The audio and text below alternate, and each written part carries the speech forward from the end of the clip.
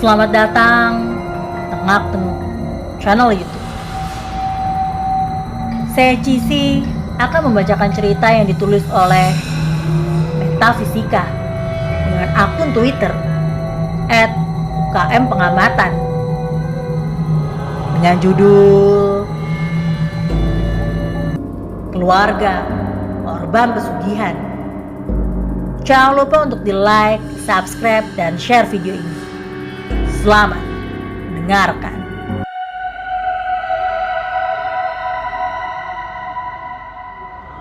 Bismillahirrahmanirrahim. Masih ingatkah dengan tweet ini? Sangat miris ketika dulunya memuja-muja setan untuk harta, namun sekarang sukmanya entah kemana karena perjanjian yang tak bisa ditepatinya. Begitulah garis besarnya. Ini adalah cerita nyata dari salah seorang teman yang mengenalkanku pada seseorang. Kita panggil saja namanya Michelle. Waktu itu tidak ada niatan untuk bercerita. Namun karena biasanya sebuah obrolan lama-kelamaan pasti akan membahas tentang pergaiban. Barulah dia bercerita tentang ayah dan ibunya yang mempraktekkan pesugihan. Butuh waktu yang agak lama untuk mendapatkan detail ceritanya. Apalagi sampai sekarang hal itu masih menghantui keluarga Michelle. Bahkan di sela-sela waktu cerita, Michelle selalu meneteskan air mata. Dia sudah benar-benar hilang akal dan tidak menyangka semua ini bisa terjadi kepada keluarganya. Aku kira cuma di sinetron aja mas kejadian kayak gini. Ternyata aku alamin sendiri. Dengan mata yang sembab. Itu semua bermula ketika Michelle masih kecil. Ketika kedua adiknya belum lahir ke dunia. Dulu ayahnya bekerja di sebuah perusahaan besar di Yogyakarta. Dan ekonomi keluarganya bisa dibilang kecukupan. Hingga suatu waktu sang ayah dipecat karena difitnah menggelapkan uang oleh teman kantornya. Dari sinilah ekonomi keluarga berubah total. Sang ayah yang kesulitan mencari pekerjaan dan pekerjaan ibunya sebagai ART tidak bisa mencukupi kebutuhan sehari-hari. Lama-kelamaan, barang-barang berharga satu persatu dijual. Mobil, motor, dan perhiasan dijual hanya untuk kebutuhan sehari-hari sembari sang ayah yang bekerja serabutan. Michelle yang pada waktu itu baru akan masuk SD berbarengan dengan sang ibu yang mengandung adik pertamanya. Kebutuhan yang semakin meningkat membuat sang ayah kebingungan mencari nafkah. Akhirnya diputuskan untuk menjual rumah dan mencari yang lebih murah. Namanya rumah, pasti tidak secepat itu terjual. Butuh berbulan-bulan, bahkan bertahun-tahun. Sang ayah tak habis pikir. Dia menawari rumahnya ke beberapa orang dan juga ke teman ayahnya dulu. Sang ayah berkelana ke sana kemari untuk menjual rumahnya.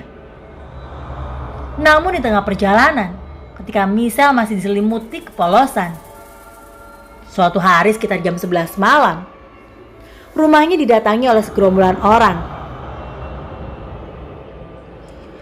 Kalau jumlahnya, aku lupa mas. Tapi yang aku ingat ada 2 mobil. Aku itu kebangun karena rame banget rumahku. Ibuku aja bingung. Gelas di rumah gak cukup buat ngasih minum. Begitulah penuturan Michelle saat menceritakan segerombolan orang datang ke rumahnya.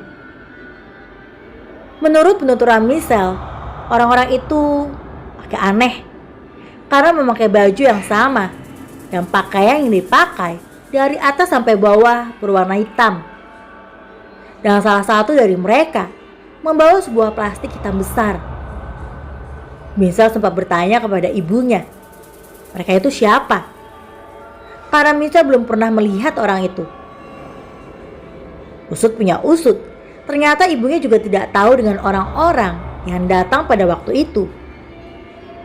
Michelle tidak tahu yang diobrolkan sang ayah dengan segerombolan orang itu. Karena mereka berkerumun di dekat mobil yang agak jauh dari teras rumahnya. Tak lama kemudian, sang ayah ikut dengan segerombolan dan pergi entah kemana. Sang ibu sempat bertanya, namun sang ayam hanya terdiam. Bukan 1 atau 2 hari, sang ayah tak kunjung pulang. Hingga 7 hari lamanya. Sang ibu yang sedang mengandung kebingungan dan tidak tahu mencari kemana. Apalagi, dia tidak mengenal orang-orang yang datang malam itu. Di tengah kebingungan karena sang ayah tak kunjung pulang. Tiba-tiba, di suatu pagi, ketika Misal berangkat ke sekolah, dikagetkan sang ayah yang sudah ada di teras rumah. Tetapi Misal melihat ada sesuatu yang berbeda dari ayahnya. Sang ayah yang biasanya terlihat murung, kali ini terlihat bahagia. Beda banget pokoknya. Pas itu ayahku kayak bahagia banget, Mas. Malah ngantar aku ke sekolah. Padahal biasanya gak pernah sama sekali. Misal yang bertanya-tanya dalam hati sempat kebingungan. Walaupun dia senang melihat ayahnya sekarang sudah tidak lagi bersedih. Di balik ayahnya yang bahagia itu, ternyata sang ayah bercerita kepada ibunya bahwa beliau sudah bekerja lagi. Dan pekerjaan yang ia dapatkan dari seorang teman barunya. Teman baru yang dimaksud adalah segerombolan orang yang datang malam itu. Ibunya bertanya kepada sang ayah, "Yang kemarin itu siapa, Pak? Kok aku baru lihat ya?" "Itu temenku, Bu. Aku ketemu pas nawarin rumah yang mau kita jual. Tapi gak jadi kujual. Aku udah dapat kerja, Bu. Gajinya juga lumayan." Sejak ayahnya bekerja lagi, ekonomi keluarga Misal berubah drastis. Yang dulunya ingin menjual rumah, malah ayahnya membeli rumah baru yang bisa dibilang lebih besar dari rumah sebelumnya. Apapun dibeli oleh ayahnya untuk kebahagiaan keluarga. Hingga adik pertamanya lahir, ekonomi keluarga semakin naik dan tak jarang ayah bergonta-ganti mobil. Misal yang ikut kecipratan bahagia karena apapun yang ia inginkan selalu diberi oleh ayahnya. Bahkan dari teman Misal yang lain, Misal bisa dibilang paling loyal dan dianggap orang kaya. Waktu terus berjalan. Misal dan adiknya yang bertambah dewasa semakin jaya dan bahagia dengan kehidupan mereka. Hingga suatu hari, sempat ada pertengkaran hebat antara ibu dan ayahnya. Pertengkaran itu terjadi karena ibunya mempermasalahkan sang ayah yang selalu pergi sampai pagi hari dengan gerombolan teman yang selalu menggunakan pakaian hitam. Menurut penuturan Misal, memang di hari-hari tertentu, sang ayah selalu pergi entah kemana dan pulang ketika subuh tiba. Ketika ditanya, sang ayah selalu menjawab, "Lembur." Sang ibu yang awalnya percaya, lama-kelamaan curiga dengan kebiasaan sang ayah. "Ya masa lembur cuma tiap hari-hari itu terus, Mas? Dan lemburnya itu pasti dia berangkat jam 9 malam sampai subuh." Begitulah penuturan Misal ketika mengobrol denganku. Pertengkaran yang terjadi tidak membuat lembur ayahnya berubah. Pertengkaran itu terus berulang-ulang hingga ibunya lebih baik mengalah dan membiarkan kebiasaan ayahnya yang cukup aneh itu. Bertahun-tahun lamanya, Misal selalu melihat ayahnya dengan kebiasaan yang tidak pernah ditinggalkan. Ayah juga lama-kelamaan berubah, jadi lebih pendiam dan lebih banyak di luar daripada di rumah. Ayahnya bertambah berubah ketika adik keduanya lahir. Ayahnya semakin menjadi-jadi. Yang dulunya ia tidak pernah mengajak gerombolan temannya itu ke rumah. Setelah adiknya lahir, ayahnya sangat sering mengajak mereka ke rumahnya. Karena mungkin terlalu sering ke rumah, Misal dan keluarganya malah menjadi akrab dengan para gerombolan berpakaian hitam tersebut. Bahkan tak jarang, ayahnya mengajak salah satu dari mereka untuk menginap di rumahnya. Sang ibu yang dulunya kesal dengan kebiasaan ayahnya berubah 360 derajat ketika ibunya tahu bahwa sang ayah pergi lembur dengan para gerombolan tersebut. Awalnya tuh ya kesel mas. Ya mungkin karena udah kenal jadi malah akrab. Ibu juga udah gak kesel lagi kok waktu itu. Semenjak mereka akrab dengan para gerombolan itu, Michelle merasakan sesuatu yang aneh pada dirinya. Dia sering bermimpi bertemu dengan ular berkepala wanita dengan tangan yang menggenggam sebilah pedang panjang berlumuran darah. Mimpi itu berulang kali terjadi, namun Michelle tidak berani bercerita kepada ayah dan ibunya karena dia berpikir hanya mimpi yang kebetulan berulang-ulang. Lama-kelamaan, Michelle merasa ada yang janggal ketika ayahnya pergi lembur, seperti biasanya. Michelle sering mendengar ketukan dari jendela kamar, dan dia merasa selalu ada yang mengawasi di malam di mana ayahnya selalu pergi. Kembali lagi, ia merasakan hal itu berulang kali, hingga tibalah titik di mana Michelle tidak kuat lagi. Iya mas, aku ngerasa itu tiap ayahku pergi. Pas aku tidur sama adekku juga denger. Dia juga takut mas. Ketoknya terus-terusan gak berhenti. Michelle bercerita apa yang selalu dialaminya kepada ayah dan ibunya. Ibunya panik dan menyarankan untuk didatangkan ahli spiritual. Namun berbeda dengan tanggapan ayahnya yang hanya diam, bahkan tidak setuju dengan saran mendatangkan ahli spiritual. Michelle kebingungan dengan tanggapan ayahnya yang biasa saja, bahkan seperti menyiraukan apa yang dialaminya. Dia juga melihat raut ibunya yang keheranan ketika melihat tanggapan sang ayah. Sempat terjadi perdebatan, namun sang ayah menang dalam perdebatan itu. Anehnya sang ayah mengancam tidak akan kembali ke rumah kalau tetap mendatangkan ahli spiritual. Michelle masih merasakan gangguan itu, bahkan berbulan-bulan lamanya. Walaupun kadang hilang, akan tetapi mimpi bertemu sosok ular juga masih menghantuinya. Ibunya menyarankan berpindah kamar dan tidur bersamanya. Michelle mengiyakan, dan benar saja, gangguan dan mimpi itu tidak pernah ia rasakan sama sekali di kamar ibunya. Hingga suatu saat, ketika ibunya membereskan kamar Michelle untuk dijadikan gudang karena sudah jarang dipakai, ibunya menemukan sebuah keris kecil yang dibalut dengan kain kafan dengan beberapa bercak tanah tepat di atas jendela kamarnya. Ibunya ketakutan dan tanpa basa-basi membuang keris itu ke tong sampah. Malam harinya, ibunya bercerita kepada sang ayah, dan bisa ditebak, sang ayah malah murka dan mencari keris itu di tong sampah rumahnya. Dia itu nyari di tong sampah sampai dibalik tong sampahnya. Udah kayak kehilangan uang ratusan juta lah. Dia nemuin kerisnya lagi, tapi malah dia simpen di lemarinya. Michelle tak habis pikir dengan ayahnya yang semakin aneh. Ia pun menebak, apakah keris itu ada hubungannya dengan mimpi dan gangguan yang sering ia alami.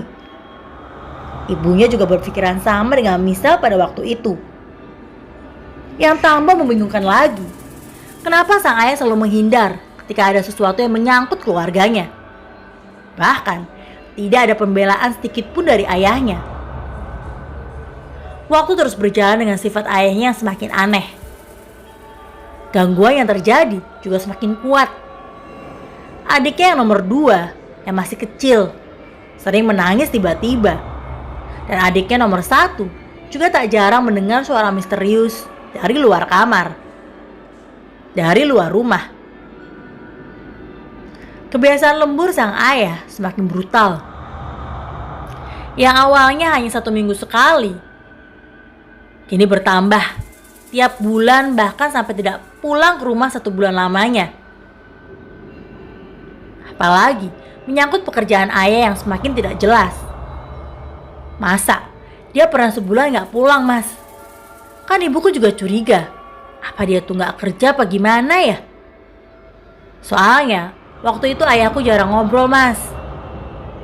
Tiba-tiba ada, terus tiba-tiba pergi. Gitu aja tiap hari.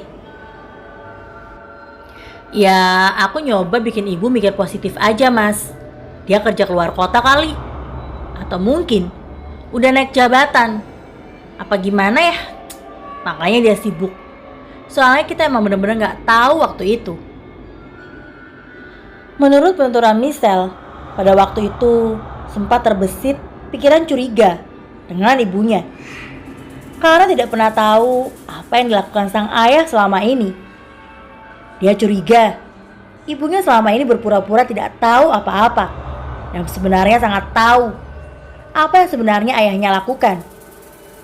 Dan dia berpikir apa yang selama ini diperlihatkan oleh ibunya hanya pura-pura semata untuk membuatnya tenang. Awalnya curiga sama ibu. Ya logikanya aja, Mas. Harusnya kan tahu apa yang dilakuin ayahku yang dia bilang lembur. Kecurigaan itu seketika datang di benak Michelle. Michelle bahkan sempat berpikir ada sesuatu yang besar yang telah disembunyikan oleh ibunya. Kecurigaan itulah yang terus terbayang di benaknya. Michelle bahkan secara tidak langsung menanyakan hal itu, akan tetapi dibantah mentah-mentah oleh ibunya. Apalagi setelah Michelle masuk SMA, ayah dan ibunya berpisah dengan Michelle dan kedua adiknya. Waktu itu sang ayah bercerita harus berpindah ke daerah utara Jogja yang cukup jauh karena ada pekerjaan yang harus dilakukan di sana. Dengan terpaksa, ayah dan ibunya meninggalkan Michelle dan kedua adiknya. Tak tanggung-tanggung, mereka berencana menetap di sana selama 1,5 tahun lamanya. Kecurigaan Michelle semakin menguat ketika suasana keluarga setelah ayah dan ibunya pergi keluar kota. Michelle merasakan lebih nyaman dan tentram hidup bersama dua adiknya. Walaupun komunikasi dengan ayah dan ibunya masih tetap berjalan. Apalagi mereka memilih berpindah ke rumah eyang karena takut ketika ada gangguan, tidak ada yang menolong mereka. Waktu pindah ke rumah eyang tuh, Mas, ya kayak biasa aja. Aku udah gak mimpi lagi. Adikku juga gak nangis lagi. Adikku satunya juga udah gak pernah dengar suara lagi. Ditambah lagi, eyang kakungnya yang pernah bercerita semenjak sang ayahnya bekerja dan bisa dibilang sukses, tidak pernah berkunjung lagi ke rumah. Sekedar menengok pun tidak pernah sama sekali. Memang setelah ayahnya bekerja, dari para gerombolan itu hanya Michelle, ibu dan dua adiknya saja yang sering mengunjungi eyang. Sang ayah memang tidak pernah mau ketika diajak berkunjung ke rumah eyangnya. Sifat dan kehidupan sang eyang yang apa adanya, pasti ada apanya. Saat Michelle hidup bersama di sana, Michelle sering diberikan petuah yang intinya selalu berhati-hati di dalam kehidupannya sehari-hari. Michelle merasakan dia diistimewakan dan paling dijaga daripada kedua adiknya. Aku tuh kemana-mana pasti diantar eyang, Mas. Eyang itu kayaknya gak mau jauh sama aku, Mas. Kadang kasihan, kan SMA aku juga jauh dari rumah eyang. Tapi eyang itu pasti ngotot, kemanapun harus sama dia. Bahkan dia dilarang untuk pergi malam hari. Ketika ada temannya yang ingin mengajaknya pergi malam hari, teman-temannya harus datang ke rumah eyangnya. Apabila terpaksa keluar, kadang diantar oleh eyangnya ataupun orang kepercayaan eyang. Namanya anak SMA, pasti lama-kelamaan jenuh karena merasa tidak bebas kesana kemari. Michelle sempat colong-colongan dengan eyangnya dan akhirnya Michelle mendapatkan sesuatu yang tidak diinginkan sama sekali oleh semua orang di dunia ini. Michelle bersama teman-temannya menggunakan sepeda motor dan berniat untuk berlibur ke pantai. Namun apa mau dikata, dan sudah menjadi kehendaknya. Michelle mengalami kecelakaan hebat. Dia menabrak bak truk dan kemudian dadanya terjatuh ke kiri.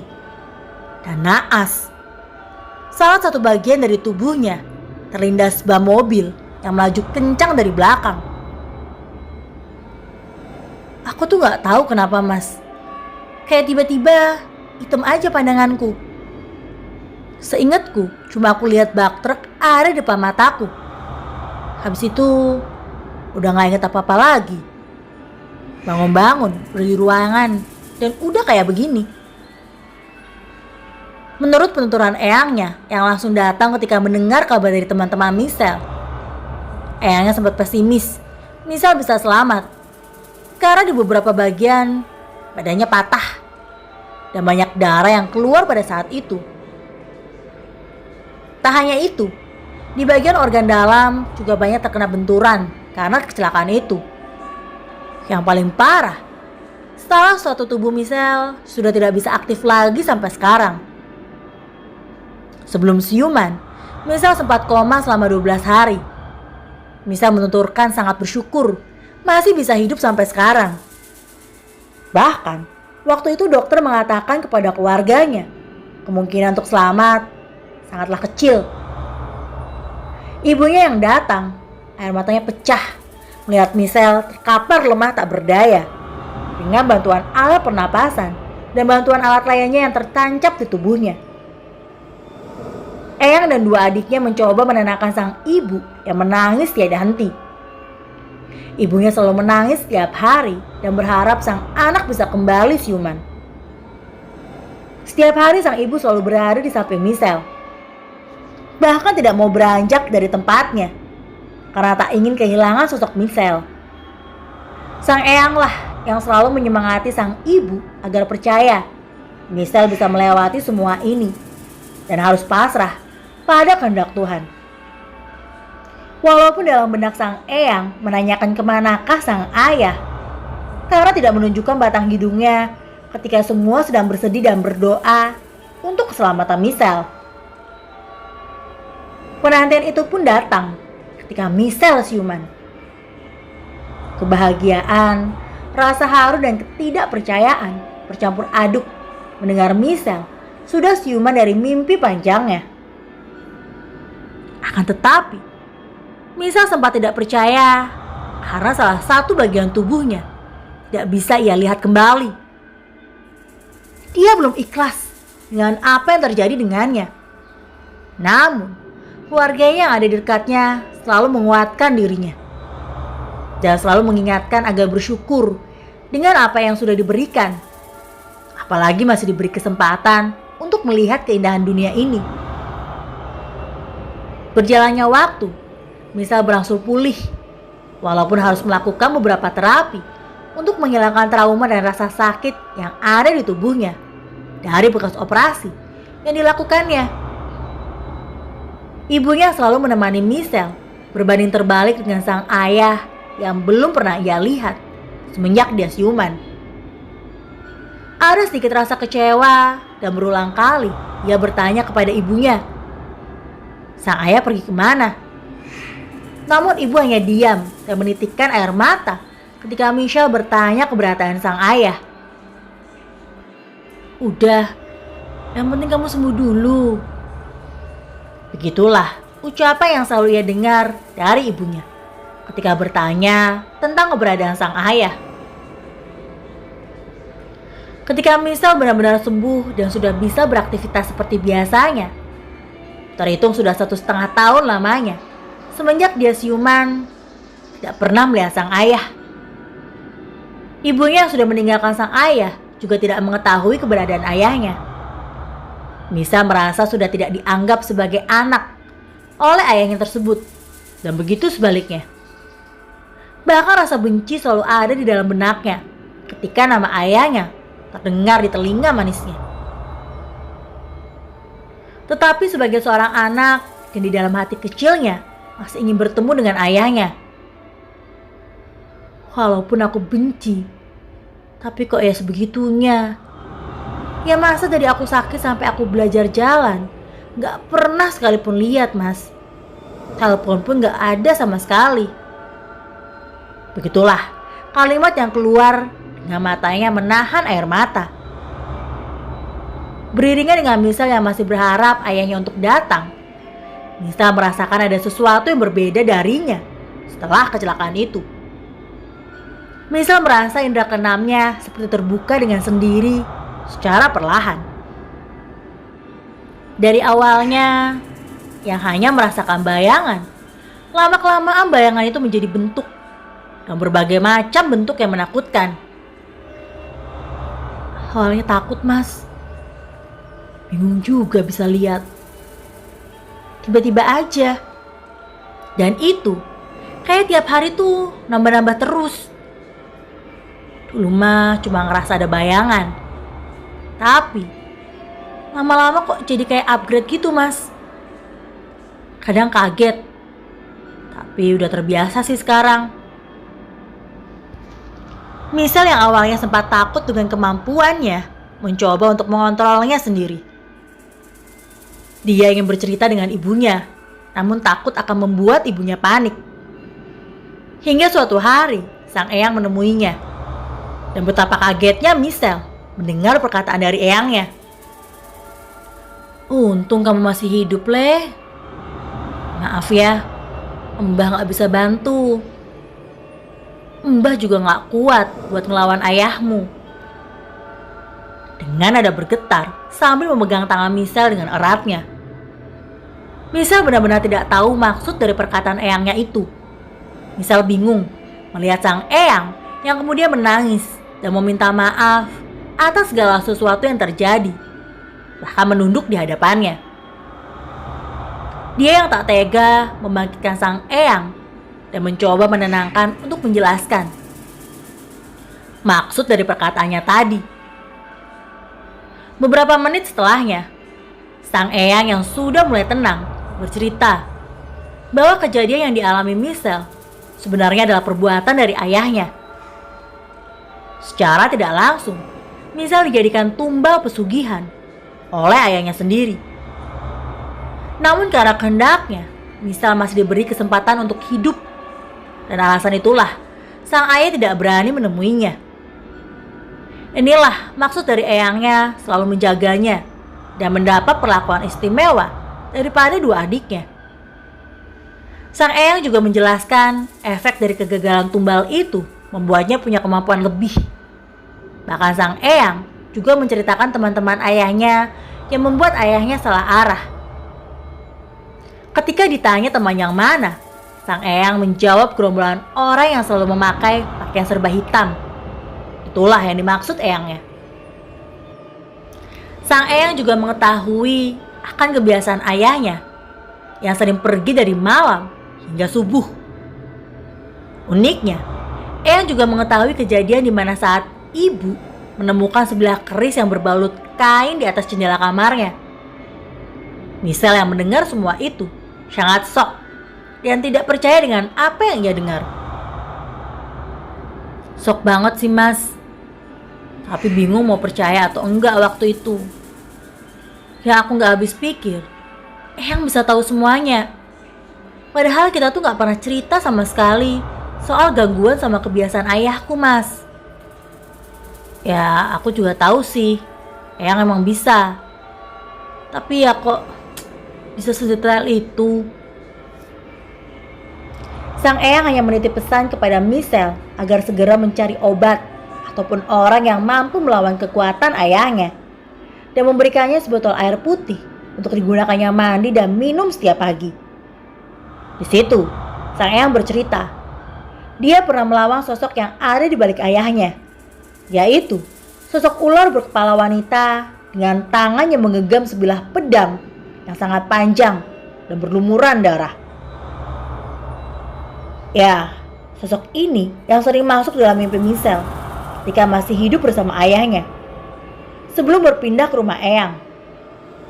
Menurut sang eyang, sosok ular ini yang diutus untuk mengambil nyawanya sebagai tumbal dengan cara membuat Misal celaka. Tetapi percobaan yang dilakukan selalu gagal karena sang eyanglah yang mencegah dan melawan dari kejauhan.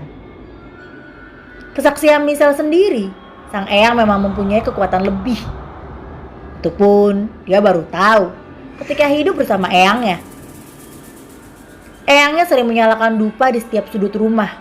Kadang juga menyendiri di kamar saat malam-malam tertentu. Maka Michelle sering disuruh mandi air dari dalam bak besar di belakang rumah. Michelle sempat menghubungkan dengan apa yang dikatakan eyangnya. Dia berkata, kenapa dia masih bisa seperti ini, sedangkan sang eyang berkata bahwa melawan sosok yang akan mengambil raganya. Dan yang dipertanyakan adalah kenapa eyangnya tidak pernah memberitahu tentang semua ini. Eyangnya menjelaskan alasan dia tidak pernah memberitahu karena takut akan terjadi perpecahan di antara keluarganya. Dan eyangnya juga berkelak, Michelle pasti tidak percaya dan akan membuatnya khawatir apabila dia mengetahuinya dari awal. Dengan gamblangnya, sang eyang menjelaskan di suatu hari ketika belum lama Michelle tinggal di rumah eyang. Rumahnya pernah disatroni oleh beberapa makhluk kiriman dari ayahnya. Eyangnya melawannya tidak mampu karena kekuatannya yang besar. Itulah maksud dari eyangnya sangat menjaga dengan baik seorang Michelle. Karena sang eyang sudah tidak mampu menjaganya secara gaib. Akhirnya melakukan pencegahan sesuai kemampuannya. Sang eyang juga mewanti-wanti dengan dua adiknya, takutnya menjadi korban selanjutnya. Michelle tidak langsung percaya dengan perkataan eyangnya. Bahkan tidak tahu kenapa kesedihan tidak menyelimuti hatinya. Hanya kebingungan tentang mana yang benar dan yang salah. Aku bingung juga sih, Mas. Aku harus cerita sama siapa lagi? Masa ya sama adekku? Kan gak mungkin. Apalagi sama teman sekolahku. Ya gak mungkin juga. Ya udah, cuma ibu yang bisa aku ceritain. Suatu malam, ketika ibunya selesai memasak, Michelle memberanikan diri menceritakan apa yang dia dengar dengan ibunya. Michelle bercerita dengan hati-hati karena takut akan membuat ibunya sakit hati.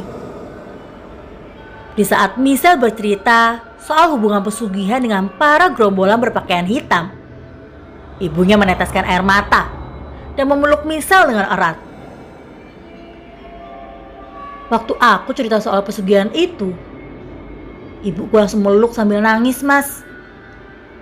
Nah di situ aku baru mikir, kalau emang bener ayahku seperti itu dan aku jadi tumbalnya. Udah kelihatan banget deh pokoknya waktu itu, Mas. Tangisan semakin pecah, namun Michelle mencoba melepaskan pelukan ibunya dan mencoba menghentikan tangisan ibunya untuk menjelaskan semuanya. Dengan sedikit paksaan dan kemarahan Michelle, akhirnya sang ibu menceritakan segalanya yang beliau ketahui. Benar saja, ibunya sudah mengetahui apa yang sebenarnya dilakukan oleh ayahnya. Semua terbuka semenjak berpindah ke utara Jogja. Sang ibu pernah diajak oleh ayahnya pergi ke sebuah hutan, tepatnya di bawah kaki gunung. Pertama kali ibunya mengira akan diajak ke rumah saudara yang arahnya sama dengan arah malam itu. Di tengah jalan, ayahnya malah bertemu dengan gerombolan temannya yang sering memakai pakaian serba hitam. Disitulah ibunya bingung. Sebenarnya dirinya akan dibawa kemana?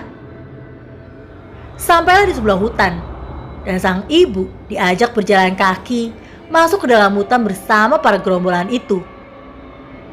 Tibalah di sebuah gubuk yang tak jauh dari sana, terdapat sebuah gua. Dengan mata kepalanya sendiri, ibunya melihat ayah dan para gerombolan itu melakukan ritual memutari sebuah benda yang berada di tengah-tengah mereka.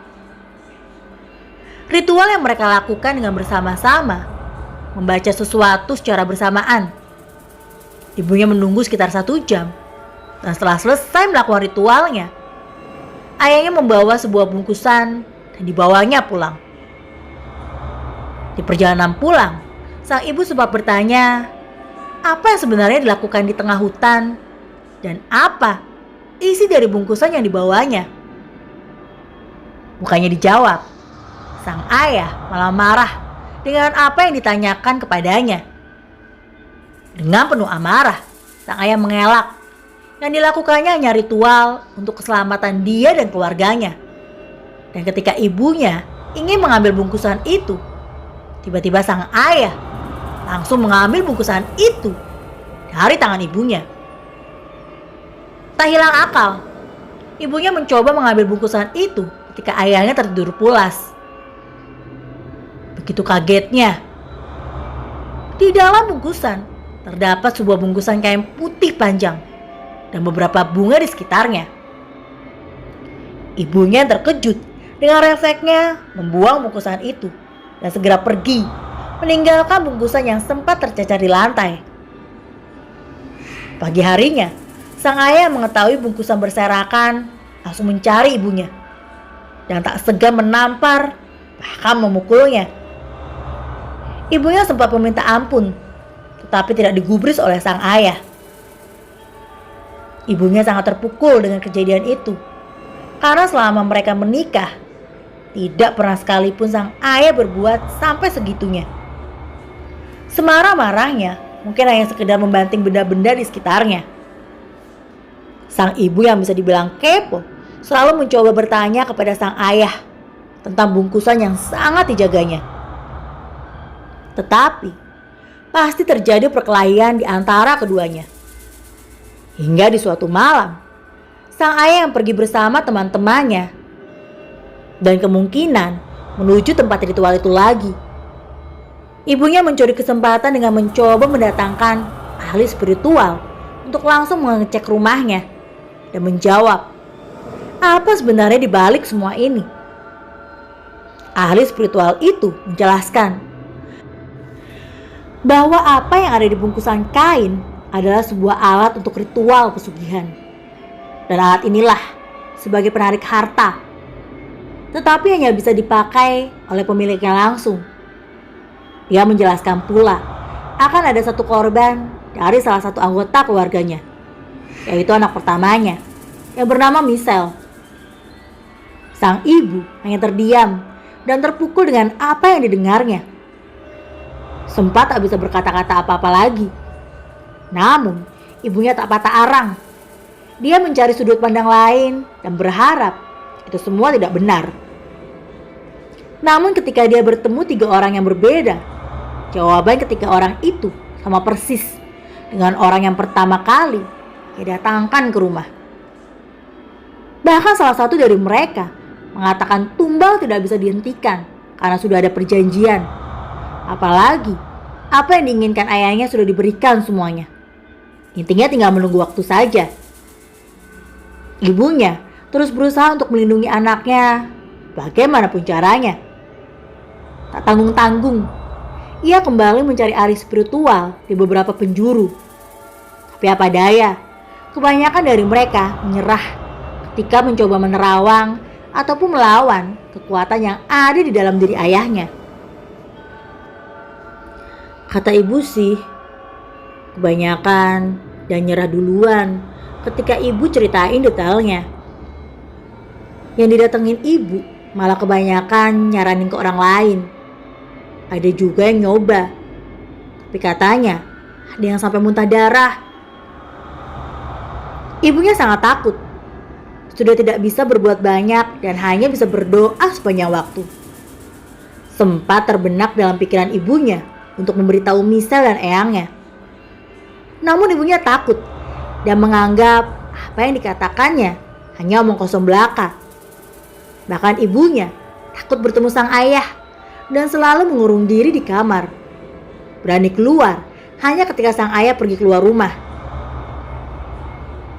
Di saat ibunya menguatkan mental dan keberaniannya untuk membuka semuanya, namun sudah terlambat. Ketika ibunya mendapat kabar Michelle mengalami kecelakaan dahsyat. Sang ibu yang mendengar kabar itu bergegas meninggalkan ayahnya yang di malam sebelum Misal kecelakaan. Dari balik jendela kamar ibunya, melihat sang ayah pergi dengan membawa bungkusan kain itu. Misal sempat tak bisa berkata apa-apa, mendengar langsung kesaksian ibunya. Air matanya pecah tanpa henti, bahkan membuatnya hampir tak sadarkan diri. Habis dengar itu, langsung makduk, Mas. Aku udah gak bisa ngomong, cuma bisa nangis doang. Kan aku juga sempat curiga sama ibuku sebelumnya. Aku udah gak bisa jelasin lagi. Begitulah kalimat yang keluar dari Misal dan kembali mengusap air matanya dan mencoba ditenangkan oleh kawanku kala itu. Setelah Misal mendengar cerita dari Eyang dan ibunya, walaupun ada kesedihan, bagaimana sang ayah sangat tega mengorbankan dirinya hanya karena harta.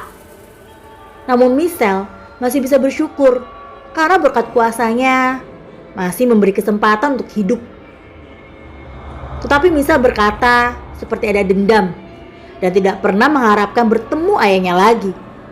Dia juga masih takut tumbal ini masih ada dan yang selanjutnya menimpa untuk kedua adiknya. Kalau dendam sih ada, Mas. Aku jelasinnya gak tahu. Itu dendam apa gimana? Ya maaf ya, Mas. Aku udah gak pengen ayahku hidup lagi. Aku juga sempat kepikiran buat mau ngebunuh ayahku. Tapi aku mikir lagi, nanti aku malah lebih jahat kalau sampai itu kejadian. Cerita tentang ayah Misal cepat tersebar ke telinga seluruh kerabatnya hingga terdengar kedua adiknya. Misal mengira akan dikucilkan ketika mendengar sang ayah melakukan seperti itu. Namun sebaliknya, seluruh kerabatnya mendukung Misal dan ingin membantunya. Bahkan fakta-fakta yang selama ini tersimpan terbuka dengan sendirinya.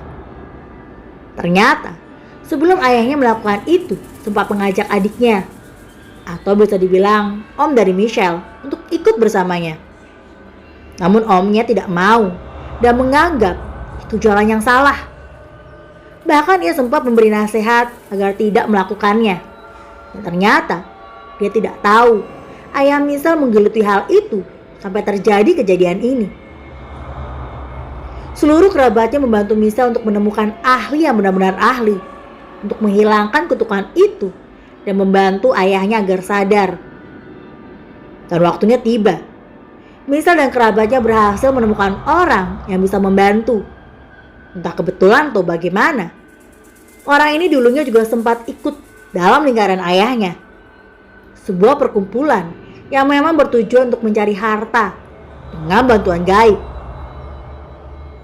Nama dari perkumpulan tidak bisa disebutkan ya, demi kemuslahatan bersama. Orang ini sempat terjerumus, namun mendapat berkah yang membuatnya bisa keluar dari lingkaran itu. Namun kembali lagi, dia hanya bisa membantu sebisanya dan tidak benar-benar menyembuhkan ayahnya. Karena menurut dia, sukma dari ayahnya sudah tidak terkontrol dan bisa saja sudah dikuasai oleh makhluk lain. Suatu malam, orang ini mengadakan doa bersama dan melakukan sebuah ritual. Saat itu, dia dibantu muridnya yang berjumlah 7 orang. Dan Eyang Misal juga ikut melakukan ritual tersebut. Tujuan dari ritual ini adalah menyadarkan ayahnya dan mencegah agar makhluk ini tidak bisa menguasai raga ayahnya. Pas itu ramai banget, Mas. Aku lupa tempatnya di mana. Tapi aku keluarga sama saudara-saudaraku dibantu si bapak doa bersama, Mas. Ramai banget lah pokoknya waktu itu. Aku pun bertanya kepada Misal di mana posisi ayahnya ketika mereka melakukan doa bersama. Misal menjawab, ketika mereka melakukan doa bersama, ayahnya masih ada di rumah rantaunya dan memang belum pulang saat itu. Ritual itu rutin dilakukan hingga di suatu pagi terdengar kabar bahwa ayahnya datang menemui salah seorang kerabatnya. Ayahnya datang dengan penuh emosi dan bertanya di mana keberadaan keluarganya saat itu. Seluruh kerabatnya ia satroni, bahkan rumah Eyang juga menjadi sasaran ayahnya. Tetapi Misal dan keluarganya sudah bersiap apabila hal ini terjadi. Mereka memilih mengontrak rumah yang dimana ayahnya tidak tahu keberadaannya secara pasti. Ayahnya yang juga sangat gigih mencari keberadaan istri dan anaknya, menemukan rumah kontrakan yang pada saat itu hanya ada ibu dan kedua adiknya.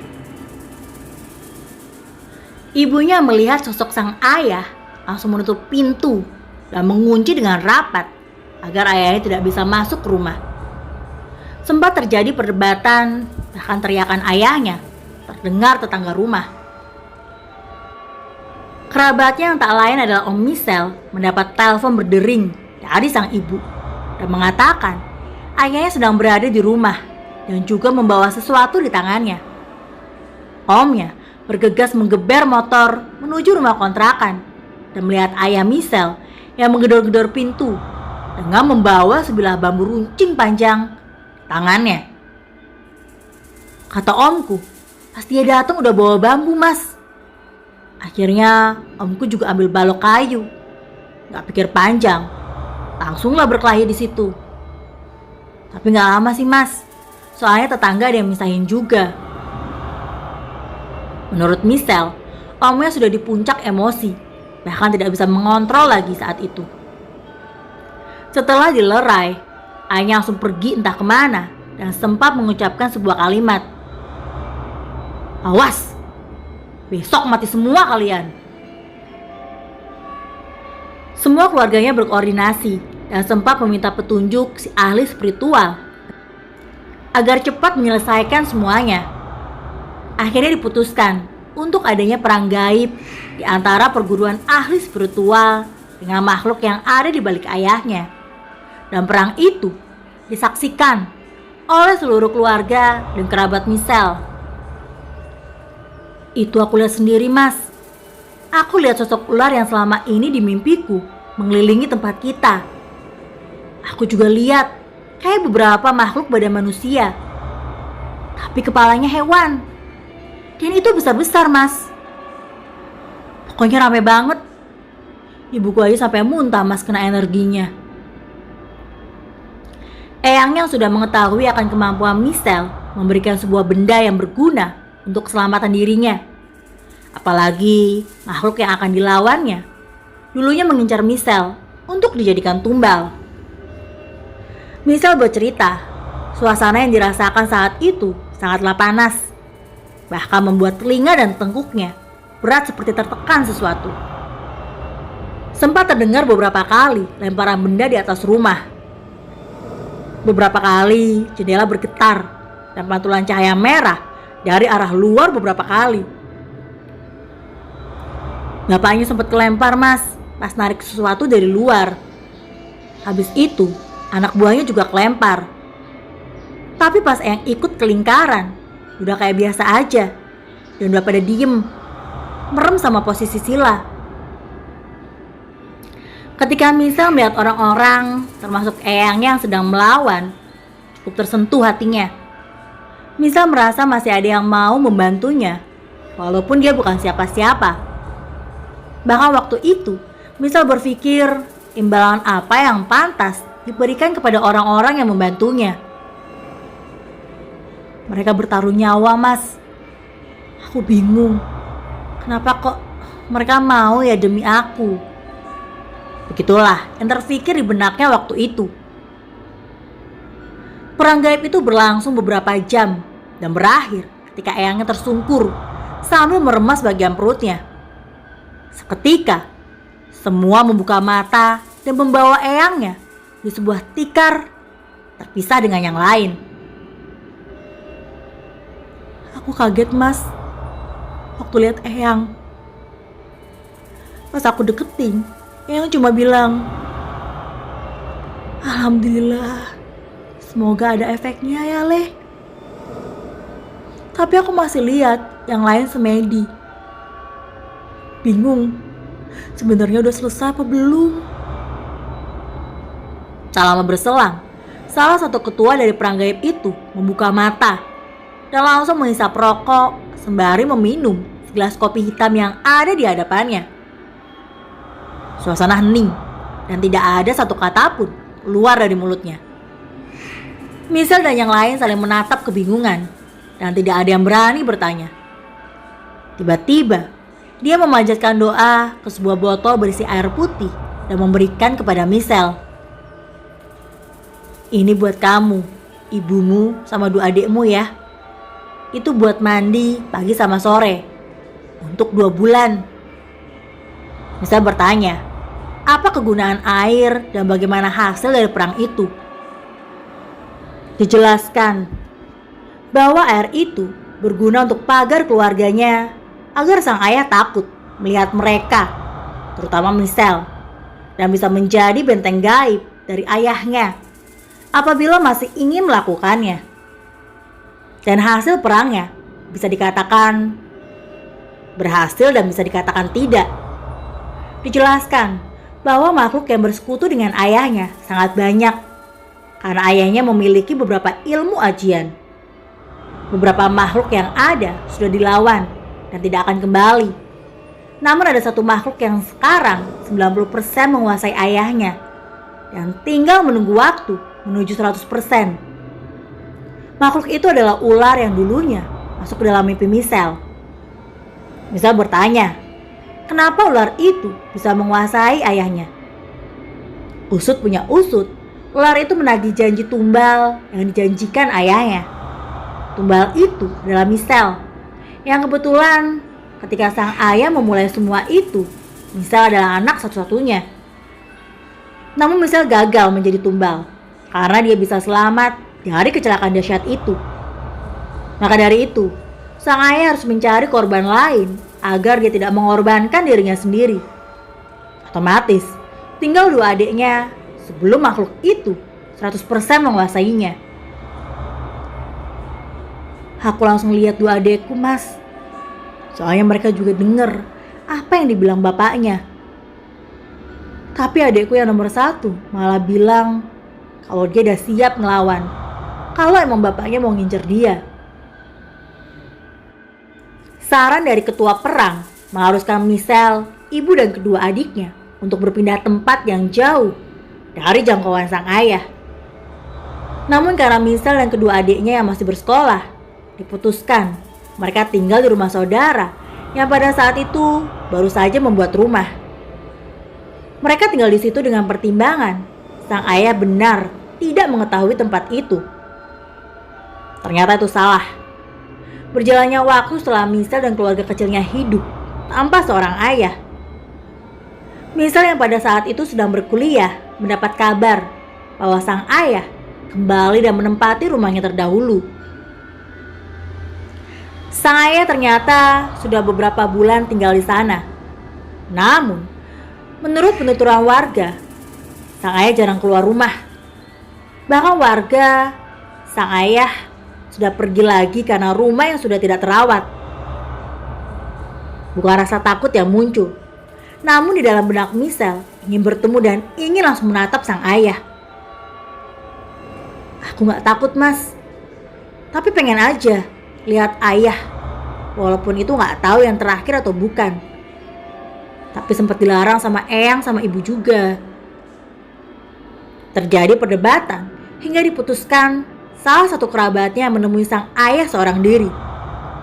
Sesampainya di sana, bukannya keributan yang ada, namun malah kerabatnya terheran-heran ketika melihat rumah yang sangat tidak terurus. Bahkan sampah berceceran dan banyak sarang laba-laba yang menempel di dinding rumah. Sempat mengetuk rumah, namun tidak ada jawaban sama sekali. Setelah mencoba berkeliling rumah, betapa kagetnya melihat sang ayah yang sedang duduk di sebuah meja di ruang tamu dengan tatapan kosong. Kerabatnya sempat memanggil terus-menerus, namun sang ayah tidak pernah menggubris.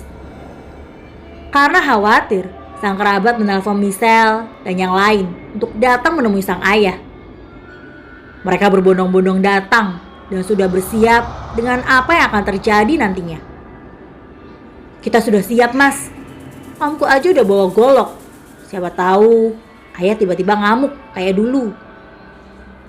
Setibanya di sana, Misal masih dilarang oleh keluarganya untuk mendekat. Yang pertama kali adalah Eyang, ibu dan kedua adiknya. Ibunya memanggil nama sang ayah tidak digubris sama sekali. Ingin memaksa masuk, namun seluruh pintu terkunci rapat. Misal yang melihat dari kejauhan, teringat Eyangnya masih membawa kunci. Karena dulu, Eyang yang selalu mengurus rumah ketika Misal tidak di rumah Eyangnya. Sang Eyang yang teringat perkataan Misal mencoba mencari kunci yang selalu ia tinggalkan di ventilasi rumah. Terbukalah pintu rumah. Dan betapa kagetnya sang ibu melihat ayahnya yang berpakaian lusuh tak terawat dengan badan yang tak segagah dulu. Selangkah demi selangkah, ibunya mencoba mendekat dan memegang pundak ayahnya.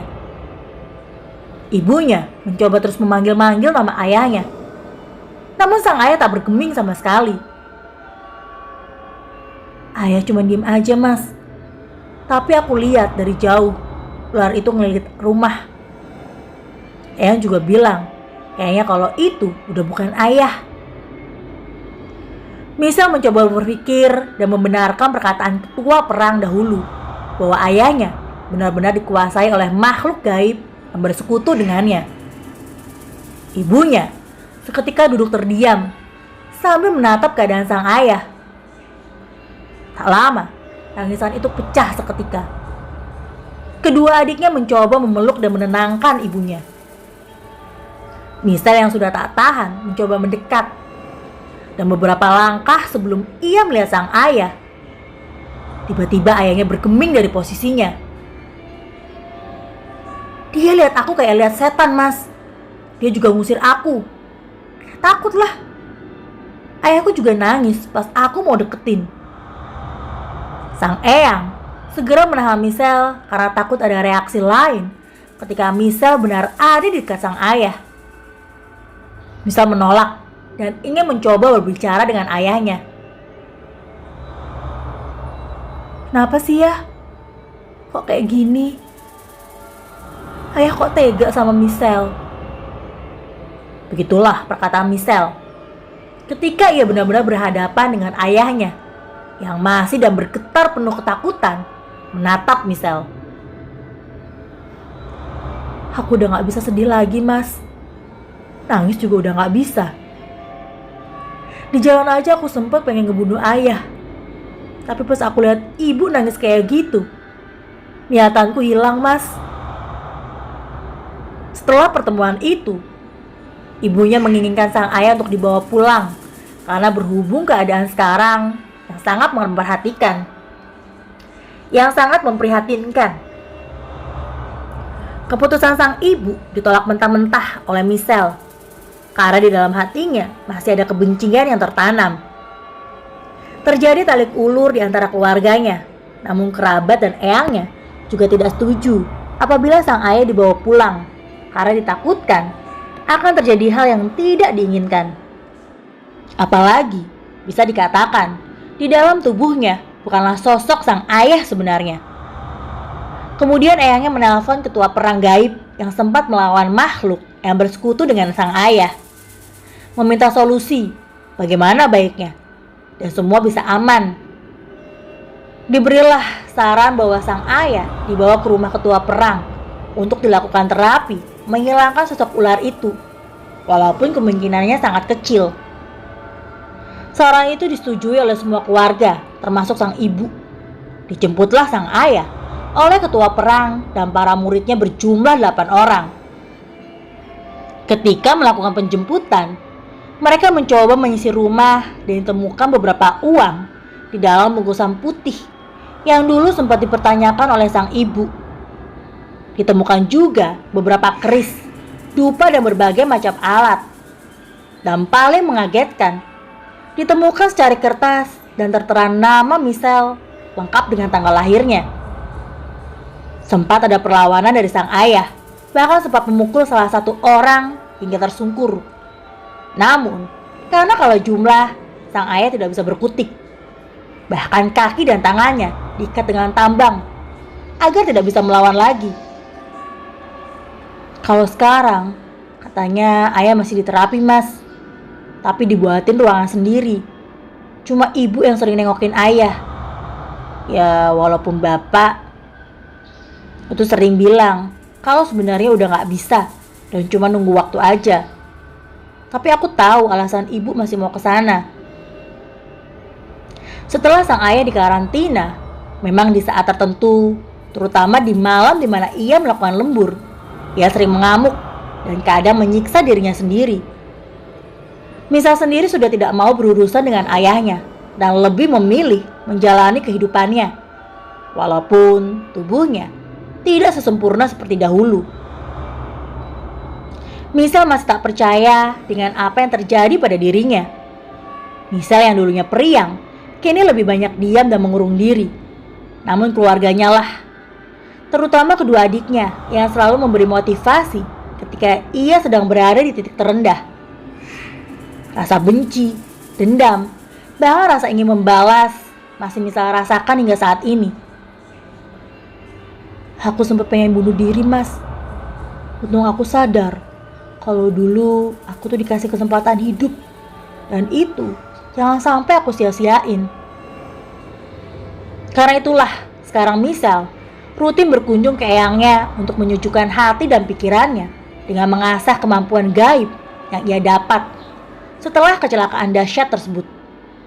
Begitu pula dengan adiknya nomor 1 yang ikut mengasah kemampuan dengan alasan apabila terjadi lagi di lain waktu, dia bisa mengetahuinya lebih awal.